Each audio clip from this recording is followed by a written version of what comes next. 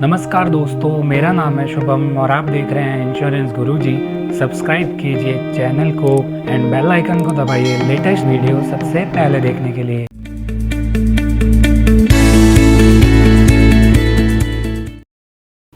Hello friends, welcome again. आप सबके बहुत अच्छे रिस्पॉन्स आ रहे हैं, थैंक यू सो मच।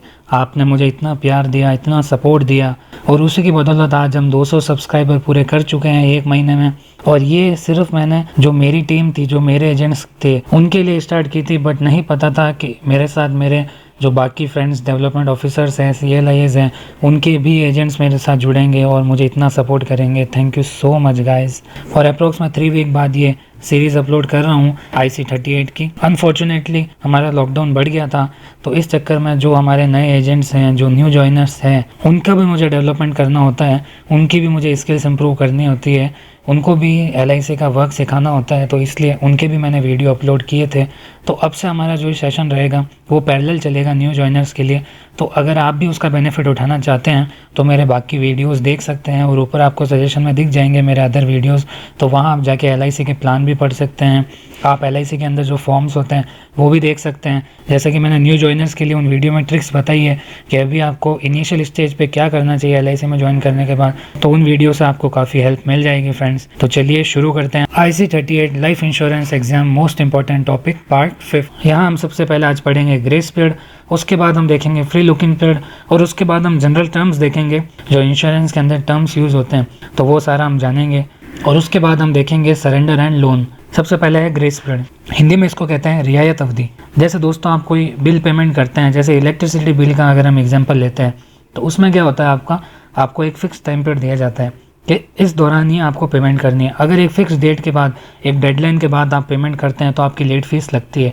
तो कब तक आपकी लेट फीस नहीं लगेगी, उस कॉन्सेप्ट को ग्रेस पीरियड कहते हैं। जैसे LIC में आप प्रीमियम देंगे, एक फिक्स डेट होगी उनकी प्रीमियम पेमेंट करने की, उस डेट के कितने दिन बाद तक उनकी लेट फीस नहीं लगेगी, उनकी पेनल्टी नहीं लगेगी, उसको कहते हैं ग्रेस पीरियड। तो इसका डायरेक्ट क्वेश्चन 100% आता है, तो ये आप बहुत अच्छे से याद कर लेना। ग्रेस पीरियड होता है 30 डेज और 1 month, which ever is more. 30 days होगा या 1 मंथ होगा। 30 डेज उस केस में होगा जब फरवरी का मंथ होता है, जैसे जहाँ 28 डेज़ का होता है, तो उस केस में क्या होगा, यहाँ पे 30 डेज़ दिए जाएंगे आपको। और 1 मंथ कहाँ दिया जाएगा, जहाँ पे 30 डेज़ का मंथ होगा। जैसे अगर माने हम अप्रैल में 30 डेज़ होते हैं, यहाँ इस केस में 1 मंथ गिना जाएगा, मतलब 31 डेज़ गिने जाएंगे। तो ये हमारे होते हैं कौन से मोड में, क्वार्टरली मोड में, हाफ ईयरली मोड में एंड ईयरली मोड में। और अगर कोई मंथली मोड देता है तो उसमें क्या होता है, 15 डेज ग्रेस पीरियड होता है। लेकिन आपको एग्जाम में क्या याद करना है, आपको एग्जाम में सिर्फ यही याद करना है 30 डेज और 1 month, which ever is more. जहाँ पे अगर ऑप्शन 30 डेज आए तो 30 डेज टिक करना है, 1 मंथ आए तो 1 मंथ टिक करना है। नो एक्स्ट्रा चार्जेस और लेट फीस, इस दौरान आपकी कोई भी लेट फीस और चार्जेस नहीं लगेगी और आपकी सिक्योरिटी कंटिन्यू रहेगी, आपकी रिस्क कवरेज चालू रहेगी। और अगर after grace period no risk cover and defaulter for 6 months, grace period एक बार निकल गया उसके बाद आपकी रिस्क कवर बंद हो जाएगी दोस्तों। अगर ग्रेस पीरियड के दौरान उस कस्टमर को कुछ होता है तो उसका पूरा पेमेंट LIC देगी, इंश्योरेंस का क्लेम पूरा देगी। अगर ग्रेस पीरियड के 1 दिन भी बाद अगर उनकी डेथ हो गई तो उनको कोई भी इंश्योरेंस के पैसे नहीं मिलेंगे और आप आगे के 6 मंथ्स तक डिफॉल्टर की कैटेगरी में आ जाओगे। मतलब LIC आपको वॉच करेगी कि आप 6 मंथ्स तक पेमेंट करते हैं या नहीं करते LIC में। आफ्टर 6 मंथ्स पॉलिसी लैप्स, एक बार 6 मंथ निकल गए उसके बाद आपकी पॉलिसी लैप्स हो जाएगी, आपकी पॉलिसी बंद हो जाएगी। इस चीज़ का आपको ध्यान रखना है कि आपके customer time to time payment करे LIC में, वो डिफ़ॉल्टर की कैटेगरी में भी ना है, और अगर आ गए हैं तो 6 मंथ के अंदर अंदर वो वापस प्रीमियम पेमेंट कर दे। For revival in next 5 years of policy medical checkup required, अगर कोई पर्सन 6 मंथ भी निकाल लेता है, पॉलिसी लैप्स हो जाती है, फिर क्या प्रोसेस होगा, फिर आगे 5 साल LIC उनको देगी। 5 साल में वो चाहें तो अपनी पॉलिसी को वापस स्टार्ट करवा सकते हैं, लेकिन उस केस में क्या होगा, उनका मेडिकल चेकअप कराया जाएगा। क्योंकि LIC को ये केस डाउटफुल लगेगा, क्योंकि जो पर्सन 6 मंथ्स तक पेमेंट नहीं कर पाया और अगर वो एकदम से इमीडिएटली आते हैं और कहते हैं हमारी पॉलिसी ओपन करवानी है हमें, तो इसका मतलब मे भी उनको कोई प्रॉब्लम डिटेक्ट हुई है, या तो इस चक्कर में LIC उनका मेडिकल चेकअप करवाती है तो रिवाइवल हो जाएगा। लेकिन अगर 5 साल भी निकल गए तो उसके बाद आपकी पॉलिसी कंप्लीटली बंद हो जाएगी, फिर आप रिवाइवल भी नहीं करवा पाएंगे उसका। तो 5 साल के अंदर अंदर ये कोशिश करें कि अगर कोई डिफॉल्टर हो गया है तो फिर आगे के 5 साल में उनको कहें कि आप पॉलिसी चालू करवाएं या फिर आप सरेंडर करवा लें। अब सरेंडर क्या होता है वो मैं आपको आगे समझाऊंगा। फ्री लुकिंग पीरियड, दोस्तों फ्री लुकिंग पीरियड क्या होता है, जैसे कस्टमर ने आपसे इंश्योरेंस लिया, 1-2 दिन बाद उनको कोई भी ऐसी प्रॉब्लम हो, जैसे किसी ने कुछ अलग बता दिया हो, आपने ये प्लान क्यों लिया, आपको दूसरा लेना चाहिए था, या फिर कोई भी उनका कारण हुआ हो जिससे उनको थोड़ा अपना डिसीजन सही नहीं लगा हो, और अगर वो चाहते हो कि उन्होंने जो LIC में पॉलिसी कराई है उसको वो बंद करवाना चाहते हैं, तो वो कब तक बंद करवा सकते हैं और कितने दिन के अंदर बंद करवा सकते हैं उस पॉलिसी को, उसको कहते हैं free looking period, also known as cooling off period. Friends, ये भी बहुत इंपॉर्टेंट है, इसका भी क्वेश्चन 100% आता है एग्जाम में। ये डायरेक्ट डेज पूछते हैं, 15 डेज, 20 डेज, 25, 30 ऐसे पूछ के वो कंफ्यूज करेंगे आपको ग्रेस पीरियड और फ्री लुक इन पीरियड में। तो इन दोनों में आपको कंफ्यूज नहीं होना है, जैसा कि इसका नाम है फ्री लुक इन, एंड इसको कहते हैं कूलिंग ऑफ। कूलिंग ऑफ मतलब ठंडा होने का टाइम। ये होता है 15 डेज का, मतलब स्टार्टिंग के जो 15 दिन है पॉलिसी करने के बाद, जब तक कस्टमर को पॉलिसी बॉन्ड रिसीव नहीं हो जाता। पॉलिसी बॉन्ड क्या होता है? एक लीगल कॉन्ट्रैक्ट होता है जो एक LIC और एक कस्टमर के बीच में किया जाता है, और ये बॉन्ड एक प्रूफ होता है कि कस्टमर ने LIC में एक इंश्योरेंस करवाया है और वो एक पेमेंट कर रहे हैं। तो इन केस कभी वो क्लेम लेना चाहते हैं तो उस पॉलिसी बॉन्ड के बेसिस पे ही उनको क्लेम दिया जाएगा। तो ये रिसीव होने के बाद 15 दिन और दिए जाते हैं। 15 दिन के अंदर कोई कस्टमर चाहे तो वो बंद करवा सकते हैं। अब हम देखते हैं बेसिक टर्म्स। तो आइए देखते हैं कौन से वो इंपॉर्टेंट टर्म्स है और इनके भी डायरेक्ट क्वेश्चन आते हैं फ्रेंड्स। एक्यूरीज। एक्यूरीज कौन होते हैं? A person with expertise in the field of economics, statics and mathematics who helps in risk assessment and estimation of premium etcetera for an insurance business is called an actuaries. Actuaries दोस्तों कौन होता है? Expertise होते हैं, जो किस field में होते हैं? इकोनॉमिक्स के फील्ड में, स्टैटिक्स के फील्ड में एंड मैथमेटिक्स के फील्ड में। और ये जो होते हैं वो क्या काम करते हैं? वो काम करते हैं रिस्क असेसमेंट का। जो भी प्लान्स लॉन्च होते हैं, चाहे वो LIC में हो या अदर इंश्योरेंस में हो, उनकी रिस्क असेसमेंट करते हैं ये, कि अगर किसी पर्सन की रिस्क होगी तो कितना पेमेंट उनको देना चाहिए, क्या करना चाहिए। जो भी प्लान का जो प्रोडक्शन का प्रोसेस होता है उसमें ये बहुत हेल्प करते हैं। और इसी के साथ ये एस्टिमेशन करते हैं प्रीमियम्स का, कि कौन सी एज पे कस्टमर से कितना प्रीमियम लेना चाहिए। क्योंकि आपको पता होगा कि LIC में या फिर कोई भी इंश्योरेंस के अंदर जो प्रीमियम होती है, जो कस्टमर को पेमेंट करनी होती है, वो उनकी एज पे डिपेंड करती है। जितनी ज़्यादा उनकी एज होगी उतनी उनकी रिस्क कवर ज़्यादा होती है, तो उनसे प्रीमियम भी ज़्यादा चार्ज किया जाता है, क्योंकि उनकी सर्वाइव रहने की कैपेसिटी थोड़ी कम है। तो ये काम एक्यूरीज का होता है, और पर्टिकुलरली इंश्योरेंस बिजनेस के अंदर ही ये डीलिंग करते हैं। बैंक एश्योरेंस, जैसा कि इसका नाम है bank assurance, bank plus insurance, मतलब जो इंश्योरेंस करने का तरीका है कोई भी कंपनी का, वो 4 तरीके का होता है। सबसे पहला होता है एडवाइजर्स हायर करके, जैसे आपको हायर किया है तो आप जब सेल करेंगे तो आपको कुछ % दिया जाएगा as a commission, as a bonus, वो आपको दिया जाएगा। सेकंड मीडियम होता है डायरेक्ट मीडियम। थर्ड होते हैं ऑनलाइन मीडियम, ऑनलाइन के माध्यम से भी सेल होते हैं इंश्योरेंस, जैसे पॉलिसी बाजार वगैरह आपने देखे होंगे काफ़ी सारे, और LIC की खुद की वेबसाइट पे भी आपको काफ़ी सारे प्लान मिल जाएंगे ऑनलाइन, तो वो ऑनलाइन डायरेक्ट परचेज कर सकते हैं कस्टमर। और फोर्थ मीडियम जो होता है वो होता है बैंक एश्योरेंस।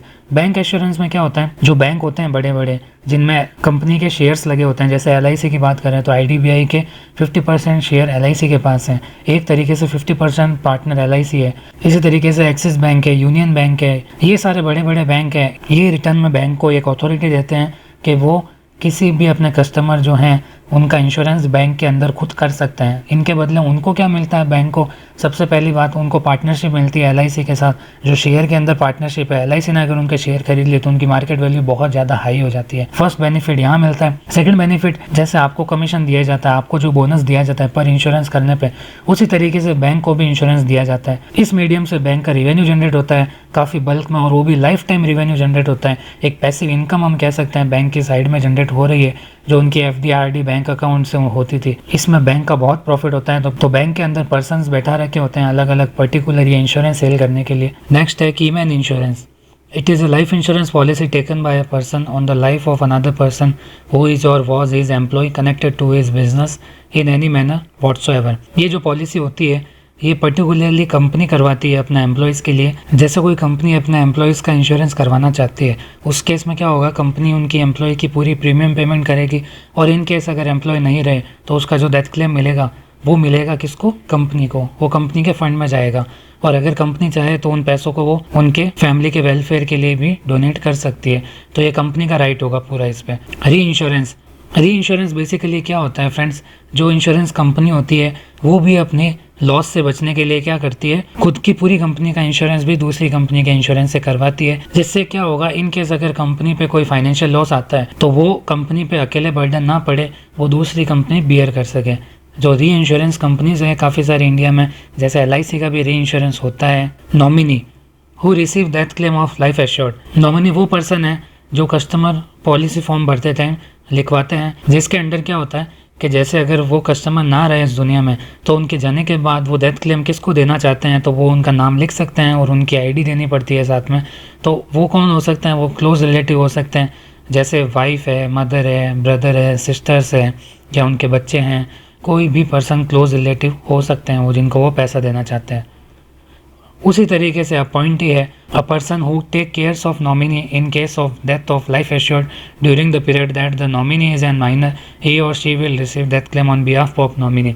ये एक तरीके से नॉमिनी ही होते हैं, लेकिन अगर नॉमिनी माइनर है मतलब 18 साल से कम है तो लीगली क्या है कि गवर्नमेंट के अकॉर्डिंग वो पैसे नहीं ले सकते। तो इस केस में क्या होगा, उनको अपॉइंटी हायर करना पड़ता है जो माइनर है उनका ध्यान रख सके। और अगर ऐसी सिचुएशन हुई कि जब वो मेजर नहीं हुए, 18 प्लस नहीं हुए, तो उस केस में क्या होगा, अगर डेथ क्लेम होता है तो पूरा क्लेम अपॉइंटी लेगा और वो अपॉइंटी नॉमिनी के बिहाफ पे पेमेंट लेके, और जब भी नॉमिनी 18 प्लस होंगे उनको वो डेथ क्लेम दिया जाएगा। और 18 के बाद जो भी पॉलिसी के राइट्स होंगे जो अपॉइंटी के पास होंगे वो सारे नॉमिनी को ट्रांसफ़र कर दिए जाएंगे जब वो मेजर हो जाएंगे। अगर किसी कस्टमर ने LIC में पेमेंट किया है और इन फ्यूचर अगर उसको ज़रूरत पड़े पैसों की तो वो किस तरीके से LIC में पैसे उठा सकते हैं, तो 2 ऑप्शन होते हैं उनके पास। या तो वो अपनी पूरी पॉलिसी बंद करके और अपना जितना पेमेंट किया है उसके वो कुछ % पैसे उठा सकते हैं, वो पॉलिसी बंद हो जाएगी।